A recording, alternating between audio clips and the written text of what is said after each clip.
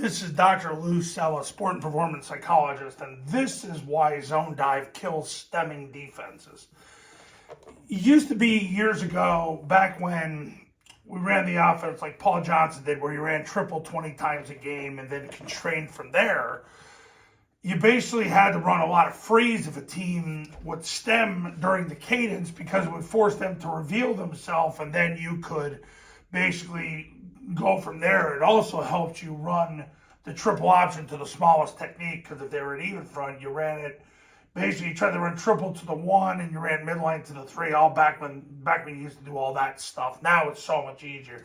Now you just let them run the zone dive and you whoop their freaking tail. All right. So, who cares what they do? So let's say they're in a triple stack. During the cadence, the nose moves this way, the end moves this way, the end moves that way.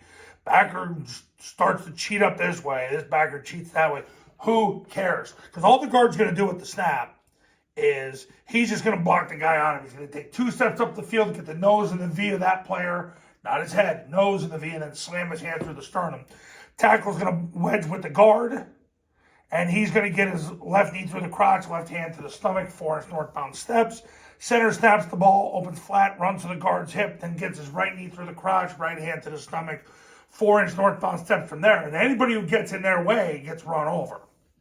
Backside guard blocks the spine of the center. Doesn't matter if they stem on the backside. It is about an internal conflict. Backside guard sprints and steals second base, gets his hand to the spine of the center. Backside tackle the same to the backside guard.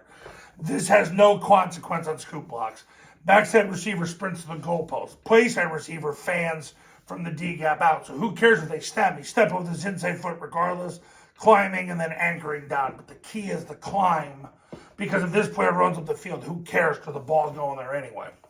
The A-back wedges with the tackle, 2-hand slams whoever shows. If nobody shows, he goes second level.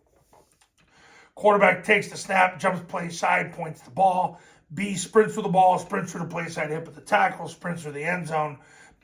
Quarterback carries out the fake. Backside A-back runs the pitch. So who cares if they step? It doesn't matter.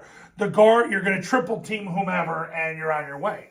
Now, this guy, let's say he steps into the gap here. Yeah, he'll get down blocked by the tackle. The guard will be on the second level. He steps this way. Yeah, the center's going to do basically what Air Force does. They just run to the guard to cut him off. Listen, let him stem.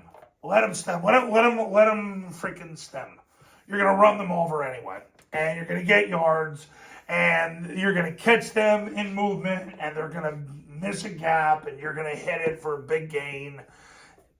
That's why you don't need to run freeze as much anymore, where you double count them so they reveal themselves. You don't have to worry about that anymore. I mean, Air Force still does it. But a lot of times they do it to do check with me on the sideline, which is pretty advanced stuff. But zone dive beats the stem. Listen, with new information leads to new conclusions. The last 5 years, this is the way to go. This sets up everything else in your offense, the mid-triple, the trap, the toss. And as I made the video yesterday, I think this is very important for you to know. You need to think of the offense in terms of what's the solution off this, and not what other plays can we run. Because if you get this to work, you don't need to run another play. There's no need to ever run another play. You don't need to throw the ball. You don't need to toss it, trap it, triple it. You don't need to do any of that. You don't need to do any of the killer T's, triple, trap, toss. It doesn't matter, because you're going to line up, you're going to run the flying wedge, the triple team, the big T, and off you go. So zone dive trashes the stem. Coaches, you want to win big in 2024, pick up the phone, give me a call. My number is on the thumbnail of this video, so is my website.